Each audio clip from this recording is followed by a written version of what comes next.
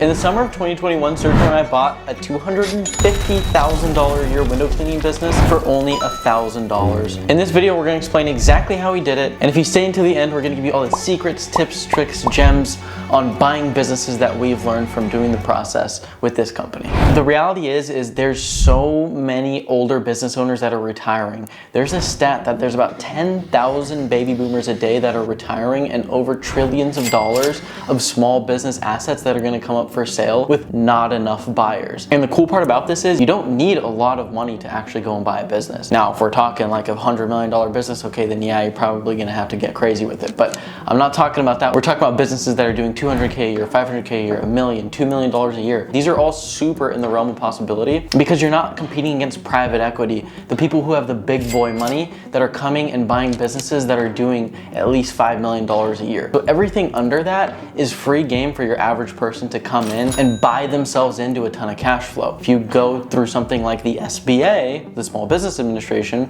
you can finance a large portion of your down payment, meaning if a business is doing, say, $400,000 a year in net profit and you finance your down payment, your debt payment for the year might be $200,000, leaving you with a $200,000 difference in net income that you can take for yourself. So you can essentially buy yourself a salary. But anyhow, now that I've prefaced it, let's jump into exactly how we bought a business with only $1,000 that was generating $250,000 a year.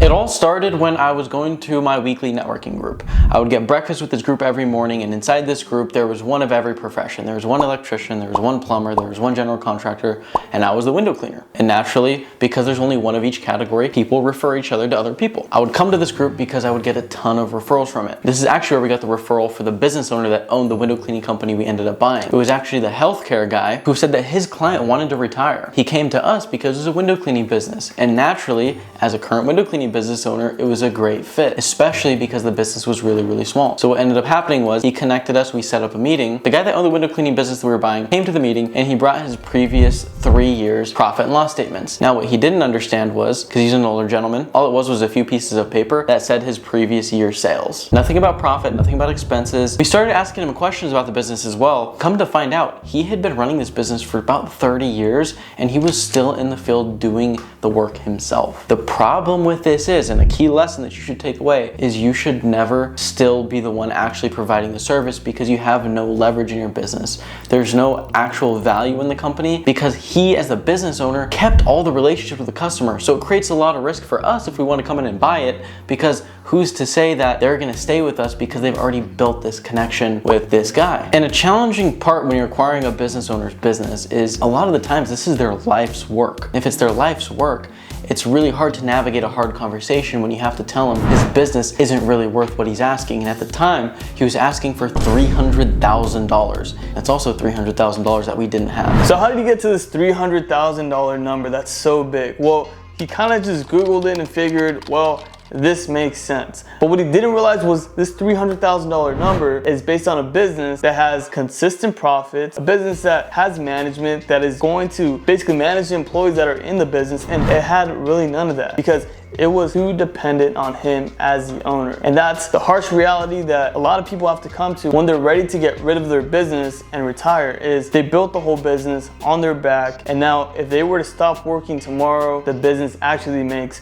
$0. And that doesn't make a business worth $300,000. So over the next couple of months, we start negotiating on what makes sense for both of us, because like Johnny said, we didn't have $300,000 at the time. To start with, he had trucks and vans and all this equipment that we didn't really need, because really what we were after was the customers, because we wanted to grow our customer list and grow our business revenue. The second thing was he had a business that did window cleaning and carpet cleaning, and we didn't want to get into the carpet cleaning game. So we said, for that side of the business, you can sell it to someone else. We don't need any of those customers. We just want the window cleaning. So then that brought the price down by a lot. Okay, now the big question is, how did we buy a business that was gonna give us hundreds of thousands of dollars, but we only put up 1,000? This comes down to the deal structure. And something that's super important here is seller financed acquisition. So what this basically means is, instead of having to put up a huge number up front, like 50,000 or 100,000, the seller is basically agreeing for you to pay them over time. And for us,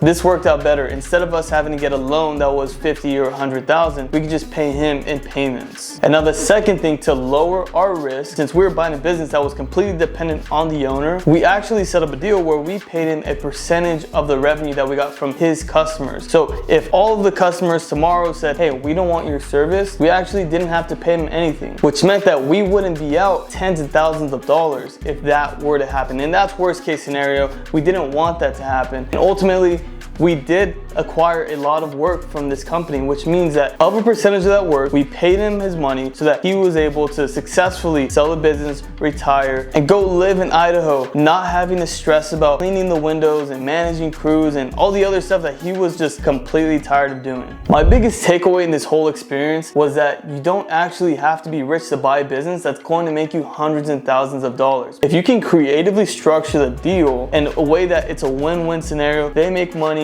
and you have a business that is profitable, well then everybody wins. If you are interested in starting a remote cleaning business, hit subscribe, hit the notification bell. We post videos all about how to start and scale these types of businesses, and we've made a ton of videos on it already. So check out some videos on our channel. And if you want to work with us closely or even see what it would look like, hit the link down below where we help you start and scale a remote cleaning business from scratch. We've got clients that do over $60,000 a month while still working a 9 to 5. So if that's something you're interested in, again, link down below. We'll see you in the next one.